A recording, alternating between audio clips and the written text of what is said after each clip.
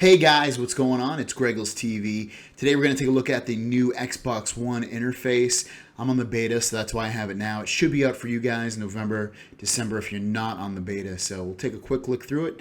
The first tab, as you can see, you get Home at the Community, One Guide, and Store. And then on the left-hand side, you'll have the menu. So if we press down and over to the left, it brings up the menu.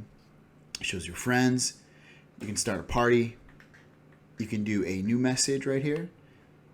You got preferences, so you can go into like notifications and turn Skype on or off for messages or parties. You can turn a lot of that stuff on and off, which is nice. Game DVR and streaming. Allow play to streaming. Allow streaming to other devices. Smart glass connections. And preferred video provider, which this is probably for like cable providers. So I don't have cable, so can't use that. Connecting devices, so you can set up your Connect, display and sound. All this stuff is more or less the same. They just kind of broke it up differently than it was on the original interface they had. So hit B to go back, and I'll press over to the left again just to show you. So it's a little bit faster, I noticed, than the original version of the interface OS. This OS, I actually kind of like this one. It's more snappier.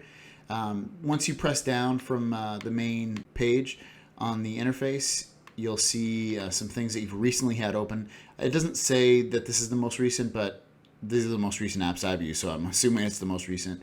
And then down here you have My Stuff, so you have your games and apps, and then all your games. So I'll just open up My Games and Apps just to show you guys what it looks like. And it looks very similar to the other one, basically exactly the same. So these are all the games I have. And it looks exactly the same, so there's no difference there.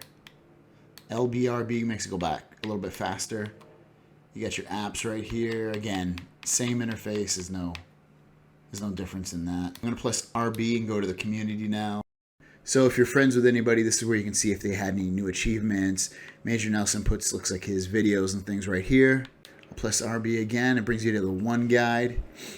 And this is going to be, again, this is more universal notifications, so any new TV shows, movies, things like that. You can see if there's new apps or anything like that, or what's going on with the apps. Then you want to go over to games, and if you look at when you press RB over to games, so I'll do it again. You can see One Guide, and then go to Store, and it brings up on the top games, apps, movies, and music. So we'll look at games first. The thing I found a little bit difficult with this is that it was hard to find where the new games were. So what you have to do is hit Browse All Games on the left-hand side right there. And you'll see the new games that are coming out. You'll see Featured right here.